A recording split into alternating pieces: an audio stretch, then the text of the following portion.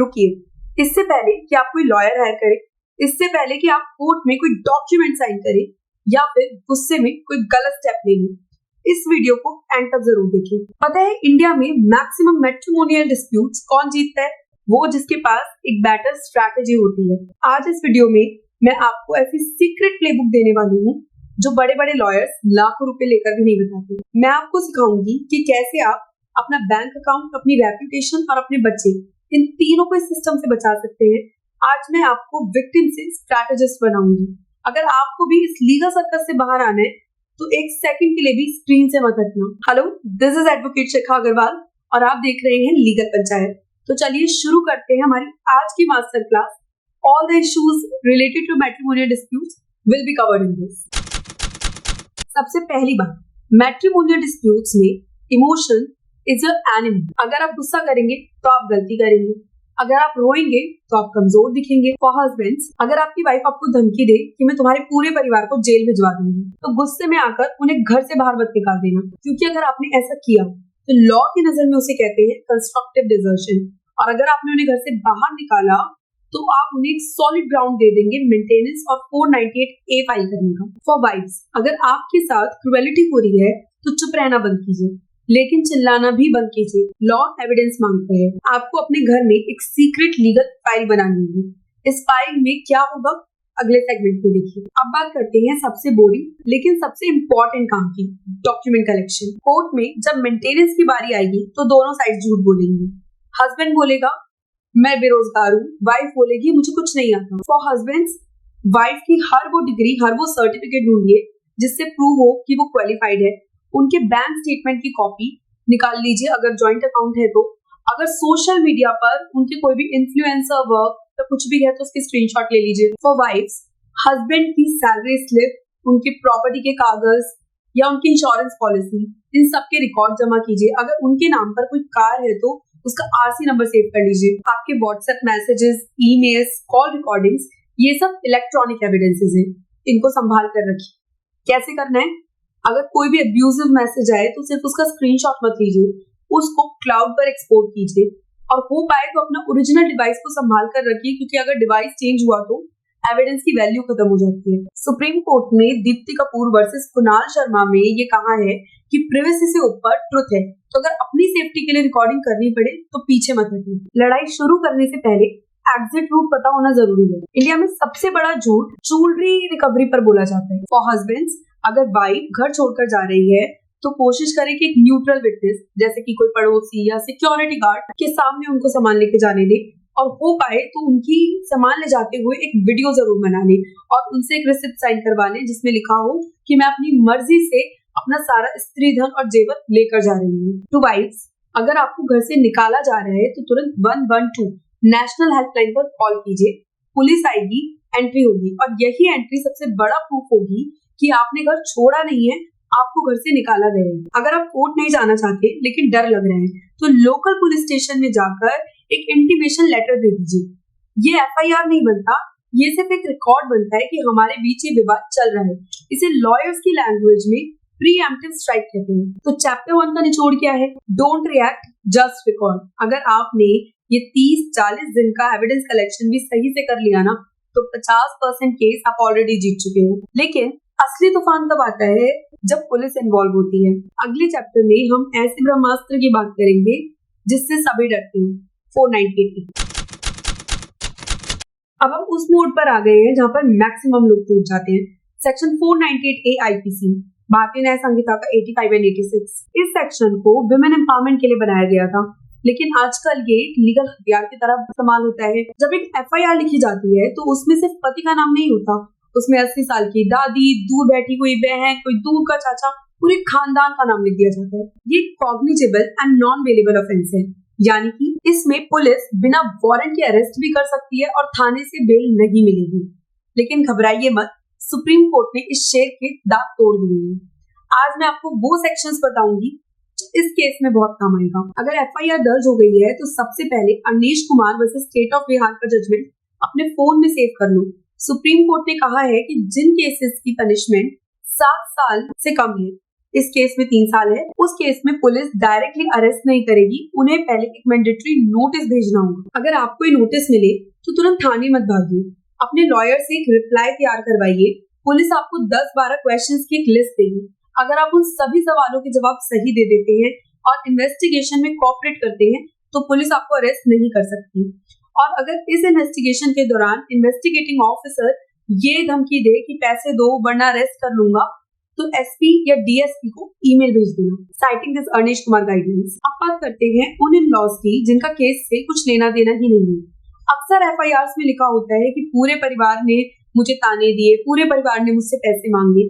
इसे लॉ की भाषा में कहते हैं omnibus allegations. Social action forum versus union of India and Geeta Mehrotra versus state of UP में सुप्रीम कोर्ट ने ये क्लियरली कहा है कि अगर एलिगेशंस वेरी यानी कि टाइम, डेट या कोई स्पेसिफिक इंसिडेंट नहीं है तो परिवार वालों का नाम तुरंत निकाल देना चाहिए। जैसे ही एफआईआर हो, परिवार के उन लोगों के लिए जिनका नाम झूठा डाला गया है, हाई कोर्ट में क्वेश्चन पिटीशन फाइल कीजिए।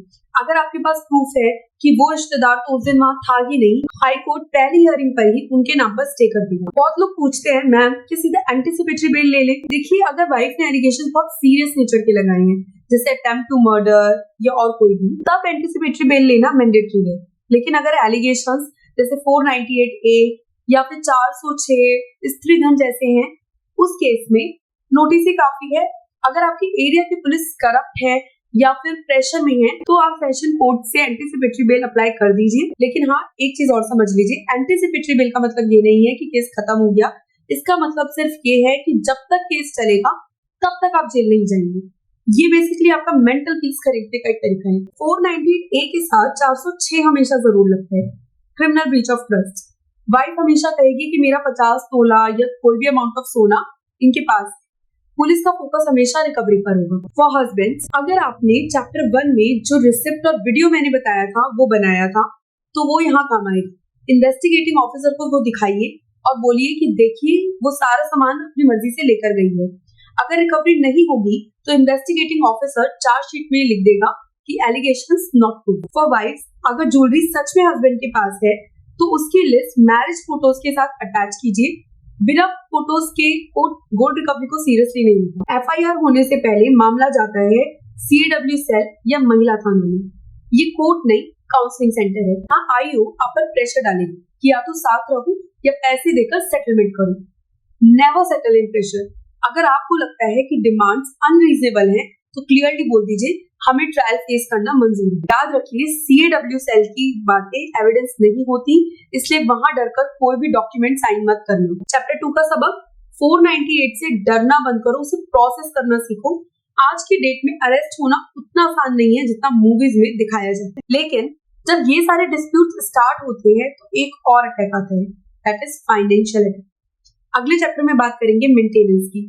कैसे एक हस्बैंड अपना बैंक अकाउंट खाली होने से बचा सकता है और कैसे वाइफ अपना हक राइट टू मेंटेनेंस छीन सकती है। मेंटेनेंस का केस इंडिया में 3 अलग अलग कानूनों में फाइल किया जा सकता है। सबसे पहला 144 भारतीय नागरिक सुरक्षा संहिता, ये सबसे कॉमन है। देन डोमेस्टिक वायलेंस एक्ट, इसमें मॉनेटरी रिलीफ मांगा जा सकता है। And section 24 of Hindu marriage act, ये जब डिवोर्स केस पेंडिंग हो तब मांगा जाता है। लोग मुझसे पूछते हैं क्या तीनों जगह से पैसे देने पड़ेंगे? नहीं।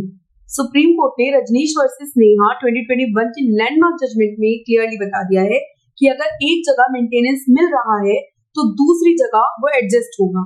मल्टीप्लिसिटी ऑफ केसेस अब हस्बैंड को लूटने का जरिया नहीं बन सकता। पहले क्या होता था, हस्बैंड बोलता था मैं गरीब हूँ, वाइफ बोलती थी ये करोड़पति है और केस सालों चलता था। लेकिन अब सीन बदल गए हैं। अब दोनों पार्टीज को affidavit of assets and liabilities भरना पड़ते हैं। इसमें आपको अपने बैंक अकाउंट, ज्वेलरी, इन्वेस्टमेंट्स, यहाँ तक कि अपने घर के नौकर और इलेक्ट्रिसिटी बिल तक की डिटेल देनी पड़ती है। हस्बैंड्स, अगर आपने एफिडेविट में झूठ बोला है और वाइफ ने आपका कोई हिडन अकाउंट ढूंढ निकाला तो कोर्ट आपकी बात सुनना बंद कर देगा। इससे बेटर झूठ मत बोलिए और अपने डिडक्शंस दिखाइए, जैसे कि होम लोन की EMIs, पेरेंट्स की मेडिकल हिस्ट्री या बच्चों की फीस। इससे क्या होगा कि आपकी डिस्पोजेबल इनकम कम हो जाएगी और मेंटेनेंस का अमाउंट गिर जाएगा। फॉर वाइफ्स, अगर हस्बैंड बोल रहा है कि वो 20,000 कमाता है पर वो घड़ी पहनता है 1 लाख की, तो उसकी लाइफस्टाइल फोटोज निकलवाइए, उसके लिंक्डइन प्रोफाइल और कार रजिस्ट्रेशन निकलवाइए। कोर्ट अर्निंग कैपेसिटी पर ध्यान देता है, डिक्लेयर्ड इनकम पर नहीं। ये सेगमेंट हस्बैंड्स के लिए बहुत इंपॉर्टेंट है।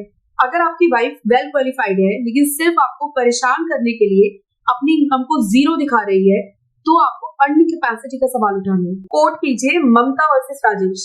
कोर्ट ने क्लियरली कहा है कि अगर वाइफ के पास पैसा कमाने की काबिलियत है और वो जानबूझकर घर बैठी है, तो वो मेंटेनेंस की हकदार नहीं है। वाइफ की डिग्रीज और पास्ट एक्सपीरियंस के प्रूफ्स कलेक्ट कीजिए और कोर्ट में लगाइए। और याद रखिए, maintenance is for sustenance, not for making someone ideal. अब मैं आपको वो हथियार बता रही हूँ जो 90% लॉयर्स यूज नहीं करते। सेक्शन 379 भारतीय नागरिक सुरक्षा संहिता। अगर दूसरी पार्टी ने एफिडेविट में सफेद झूठ बोला है तो उनके अगेंस्ट फॉर्जरी का केस फाइल कीजिए। कि वाइफ ने कहा कि मैंने कभी नौकरी नहीं की, लेकिन आपके पास उनके नाम का ऑफर लेटर है, या फिर हस्बैंड ने कहा मेरे नाम पर कोई प्रॉपर्टी नहीं है लेकिन उनके नाम पर एक फ्लैट रजिस्टर है। जैसे ही आपने फॉर्जरी की एप्लीकेशन लगाई, जज को ये देखना पड़ता है कि क्या कोर्ट में धोखा हुआ है। ऐसे में केस पॉज हो जाता है और जिस पार्टी ने धोखा किया है वो बैकफुट पर आ जाती है। अक्सर इसी एक स्टेप की वजह से लोग सेटलमेंट करने के लिए राजी हो जाते हैं। मेंटेनेंस का केस डिसाइड होने में 3 से 4 साल लग जाते हैं, लेकिन इंटरिम मेंटेनेंस की एप्लीकेशन 60 दिन में डिसाइड होनी चाहिए। कोर्ट में आमतौर पर हस्बैंड की सैलरी का 25% से 33% मेंटेनेंस फिक्स किया जाता है। अगर बच्चा वाइफ के पास है तो ये परसेंटेज थोड़ा बढ़ सकता है। अगर वाइफ एडल्ट्री में रह रही है या फिर अपनी मर्जी से घर छोड़कर गई है, इस केस में मेंटेनेंस की हकदार नहीं होगी। इसके लिए आपको एक डिटेक्टिव के थ्रू सॉलिड प्रूफ्स और फोटोज या वीडियो एविडेंसेस कलेक्ट करना होगा। तो चैप्टर 3 का सार ये है कि money is the oxygen of litigation. तो अगर आपने फाइनेंशियल स्ट्रैटेजी सही रखी, आप लड़ाई लंबी लड़ सकते हैं, लेकिन अगर मेंटेनेंस इतनी ज्यादा बन गई कि आप रोड पर आ गए तो आप सरेंडर कर देंगे। लेकिन पैसे से भी बड़ी एक और चीज होती है, वो है आपका बच्चा। अगले चैप्टर में हम बात करेंगे चाइल्ड कस्टडी की। माँ और बाप के बीच की इस लड़ाई में बच्चे की कस्टडी किसके पास जाएगी, विजिटेशन राइट्स क्या होते हैं, या फिर अगर बच्चा आपको पहचानने से इनकार कर दे, यानी कि पेरेंटल एलियनेशन, तो उस केस में कोर्ट आपकी मदद कैसे कर सकता है। जब बात बच्चों की आती है तो कोर्ट माँ या बाप का पक्ष नहीं लेता, कोर्ट देखता है वेलफेयर ऑफ द चाइल्ड। इसे कानून की भाषा में कहते हैं पेरेंट्स पेट्रियार्क ज्यूरिसडिक्शन, यानी कि जज बच्चे का लीगल गार्जियन बन जाते हैं। अगर आप ये सोचते हैं कि पैसे मैंने दिए हैं तो बच्चे पे हक मेरा है, तो आप गलत हैं। अगर आप ये सोचती हैं कि मैं माँ हूं तो बच्चा सिर्फ मेरा है, तो आप भी गलत हैं। सुप्रीम कोर्ट ने लहारी सखामूरी वर्सेस शरत मानी के केस में क्लियरली कहा है कि बच्चे का राइट टू लव दोनों पेरेंट्स के लिए बराबर होता है। एक बहुत कॉमन मिथ है कि अगर बच्चे की उम्र 5 साल से कम है तो उसकी कस्टडी माँ को ही मिलती है। इसे टेंडर एज डॉक्ट्रिन कहते हैं। लेकिन अगर माँ बच्चे के लिए खतरनाक है या फिर वो किसी ऐसे अफेयर में इन्वॉल्व है जो बच्चे की सेफ्टी को कॉम्प्रोमाइज करता है, तो 5 साल से कम उम्र के बच्चे की कस्टडी फादर को भी मिल सकती है। फॉर फादर्स, अगर कस्टडी नहीं मिल रही है तो विजिटेशन राइट्स के लिए कभी मना मत कीजिए। इंडिया में शेयर्ड पेरेंटिंग का कॉन्सेप्ट बहुत तेजी से बढ़ रहा है। कोर्ट से ओवरनाइट विजिटेशन और बच्चे के हॉलीडेज का आधा हिस्सा मांगिए। कोर्ट आपको मना नहीं करेगा अनटिल अनलेस आप एक ग्रेडेड क्रिमिनल हैं। ये वर्ड बहुत ध्यान से सुनिए। Parental alienation. माँ बच्चे को पिता के खिलाफ भड़काती है, कहती है कि वो बहुत बुरा आदमी था, हमें मारता था। बच्चे के दिमाग में फादर के लिए जहर भर दिया जाता है। अगर आपका बच्चा कोर्ट में आकर आपसे मिलने से मना करे या डरने का नाटक करे तो तुरंत कोर्ट से रिक्वेस्ट कीजिए कि बच्चे का साइकोलॉजिकल इवैल्यूएशन करवाया जाए। Side this case of Vivek Singh versus रोमानी Singh. Supreme court ने क्लियरली बोला है कि बच्चे को वेपनाइज करना मेंटल क्रुएलिटी है और इसकी वजह से कस्टडी शिफ्ट भी की जा सकती है। तो बच्चे का माइंड वॉश करना कस्टडी खोने का सबसे बड़ा कारण बन सकता है। कस्टडी के लिए 2 कानून हैं। सेक्शन 26 हिंदू मैरिज एक्ट, ये इंटरिम कस्टडी के लिए है। गार्जियन एंड वार्ड्स एक्ट, ये परमानेंट कस्टडी के लिए है। अगर किसी दूसरे पेरेंट ने बच्चे को इलीगली छुपा लिया है तो तुरंत हाई कोर्ट में हेबियस कॉर्पस की पिटीशन फाइल करें। पुलिस तुरंत बच्चे को ढूंढकर जज के सामने पेश करेगी। ये सबसे फास्ट तरीका है अपने बच्चे से मिलने का। लेकिन इतनी लंबी लड़ाई के बाद एंड क्या है? क्या जिंदगी भर ये कोर्ट के चक्कर काटते रहेंगे? आइए बात करते हैं द एंड गेम। सेटलमेंट कैसे करें या फिर म्यूचुअल डिवोर्स का क्या प्रोसेस है। मैट्रिमोनियल केसेस में कोई विनर नहीं है। विनर वो होता है जो कम से कम नुकसान के साथ जल्द से जल्द इससे बाहर निकले। 10 साल तक केस लड़ना और कोर्ट के कॉरिडोर्स में अपनी जवानी बिता देना जीत नहीं है। इसलिए हमारा टारगेट है one time settlement. Mutual consent divorce ये सबसे डिग्निफाइड रास्ता है और इसमें दो मोशंस होते हैं। फर्स्ट मोशन में आप कोर्ट को बताते हैं कि आप 1 साल से अलग रह रहे हैं और आगे साथ नहीं रह सकते। सेकेंड मोशन, लॉ आपको 6 महीने का टाइम पीरियड देता है, waiting period, cooling of period कहते हैं इसे। इसके बाद आप सेकेंड मोशन फाइल कर सकते हैं। लेकिन सुप्रीम कोर्ट ने अमरदीप सिंह वर्सेस हरवीन कौर के केस पे ये क्लियरली बोला है कि अगर रिश्ता बिल्कुल टूट चुका है तो ये 6 महीने का टाइम पीरियड भी वेव ऑफ किया जा सकता है और आप 15 दिन के अंदर डिवोर्स ले सकती हैं। सबसे बड़ा सवाल कितना पैसा देना होगा। लॉ में कोई फिक्स फॉर्मूला नहीं है, लेकिन एक थंब रूल जरूर है जो सुप्रीम कोर्ट के कल्याण दे चौधरी वर्सेस रीता दे चौधरी के जजमेंट से आया, the 25% rule. Court generally husband की सैलरी का 25% मंथली मेंटेनेंस मानती है। अगर आप लम सम एक बार में सेटलमेंट कर रहे हैं तो कैलकुलेट कीजिए monthly maintenance into 12 months into 5 से 10 साल। इसमें वाइफ की उम्र, उनका करियर और बच्चों का फ्यूचर एजुकेशन का खर्चा जोड़ दीजिए। प्रो टिप फॉर हस्बैंड्स, पूरा पैसा एक बारी में मत देना, इंस्टॉलमेंट्स में देना। 50% फर्स्ट मोशन पर एंड 50% सेकंड मोशन और FIR क्वैश होने के बाद। पूरा पैसा एक बारी में कभी मत देना। मैट्रिमोनियल सेटलमेंट में लोग सबसे बड़ी गलती क्या करते हैं, डिवोर्स तो ले लेते हैं लेकिन 498A की FIR वैसे ही छोड़ देते हैं। आपका सेटलमेंट एग्रीमेंट इतना एयर टाइट होना चाहिए कि उसमें लिखा हो कि वाइफ 498A और डोमेस्टिक वायलेंस एक्ट को क्वैश करने की स्टेटमेंट हाईकोर्ट में आकर देगी। दोनों तरफ से कोई नया केस फाइल नहीं होगा। बच्चे की कस्टडी और विजिटेशन राइट्स की टर्म्स क्लियरली लिखी। अगर आपने FIR क्वैश कराए बिना पैसे दे दिए तो बाद में आपके पास कोई लेवरेज नहीं बचेगा। हमेशा 498A की FIR क्वैश कराने को डिवोर्स की कंडीशन बनेगी। अब एक ऐसी सीक्रेट चीज जो कोई नहीं बताता, मीडिएशन। कोर्ट हमेशा आपको एक मीडिएटर के पास भेजेगा। ये कोई कोर्ट नहीं है, कोई जज नहीं होते, ये सुलह करवाने वाले लोग होते हैं। मीडिएशन में जाकर बोलना क्या है, मीडिएशन में कभी भी गाली गलौज मत करना क्योंकि यहाँ पर आपकी पर्सनैलिटी जज हो रही होती है। दूसरा, कभी भी अपने लोएस्ट पॉइंट पर सेटलमेंट मत करना। अगर हस्बैंड 50 लाख मांगने पर 5 लाख ऑफर करे तो तुरंत हाँ मत बोलना। और मीडिएशन में हुई सारी बातें कॉन्फिडेंशियल होती है, ये कोर्ट में एज एविडेंस यूज नहीं की जा सकती, इसलिए खुलकर बातें कर लो। मीडिएशन फेल हो जाए तो क्या, इससे डरना मत। इसमें सिर्फ मीडिएटर एक रिपोर्ट लिखेगा दैट मीडिएशन इज फेल। इससे आपके केस के मैरिज पर कोई असर नहीं पड़ेगा, इसलिए अनरीजनेबल डिमांड्स पर सेटल मत करना। मीडिएशन में जब सेटलमेंट हो तो ध्यान रखें उसमें ऑल लिटिगेशन क्लोजर का क्लॉज हो, यानी कि जितने भी केसेस चल रहे थे उन सभी के नंबर्स 498A, DV, ETC वहां पर मेंशन होने चाहिए। ऐसा ना हो कि आप डिवोर्स ले लें और 498A या कोई और केस चलता रहे। So let's do a quick revision. Chapter number 1, jewellery ले जाते वक्त वीडियो बनाएं और रिसिप्ट साइन करवाएं। इनकम एफिडेविट फाइल करने से पहले बैंक स्टेटमेंट स्कैन कर लें। Chapter number 2, Anish Kumar guidelines के अकॉर्डिंग अरेस्ट से पहले नोटिस मैंडेटरी है। हाई कोर्ट से FIR क्वैश करवाएं अगर एलिगेशंस झूठे हों, और एंटीसिपेटरी बेल सिर्फ तभी ले जब अरेस्ट का खतरा सच में हो और एलिगेशंस बहुत सीरियस हो। चैप्टर नंबर 3, दोनों पार्टीज को इनकम एफिडेविट भरना ही पड़ेगा। अगर वाइफ कमा सकती है लेकिन जानबूझकर नहीं कमा रही है तो अर्निंग कैपेसिटी का पॉइंट उठाइए, और अगर कोई भी पार्टी झूठा इनकम एफिडेविट फाइल करे तो उस पर पर्जरी का केस करें। चैप्टर नंबर 4, बच्चे का वेलफेयर पैरामाउंट इंपॉर्टेंस होगा। बच्चे को ब्रेन वॉश करना कस्टडी खोने का कारण बन सकता है, और ओवरनाइट विजिटेशन राइट्स मांगना हर पेरेंट का लीगल हक है। Chapter number 5, mutual consent divorce fastest है, 6 महीने का पीरियड वेव ऑफ हो सकता है। पैसा हमेशा इंस्टॉलमेंट्स में दें और FIR क्वैश होने के बाद ही फाइनल पेमेंट करें। तो ये थी हमारी मैट्रिमोनियल मास्टर क्लास। चैप्टर 1 में हमने स्ट्रैटेजी बनाई, चैप्टर 2 में 498A से लड़ना सीखा, चैप्टर 3 में मेंटेनेंस का हिसाब देखा, चैप्टर 4 में बच्चे की कस्टडी राइट समझे, और चैप्टर 5 में फ्रीडम का रास्ता देखा। ये मास्टर क्लास मैंने इसलिए नहीं बनाई कि आप लॉ सीखें, ये मास्टर क्लास मैंने इसलिए बनाई है ताकि आपका ये डर खत्म हो पाए, क्योंकि मैट्रिमोनियल केसेस में अक्सर वही हारता है जो या तो डरता है या जिसके पास सही जानकारी नहीं होती।